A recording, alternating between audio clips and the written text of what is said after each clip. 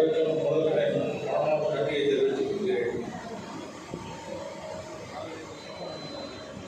திரு சஷாந்த் வினோத் அவர்கள் இங்கு பொங்கி இருந்தார். அவர் கூறிய ஒவ்வொரு வார்த்தையும் உண்மை. இன்று நம் சங்கத்தில் ஒற்றுமை இல்லாத காரணத்தினால் நம்முடைய ஒப்பந்தக்காரர்கள் அனைவரும் 100% பல விதங்களில் பழிவாங்கப்பட்டனர். நம்முடைய பொருளாதாரமும் வாழ்வாதாரமும் மிகவும் பாதிக்கப்பட்டது.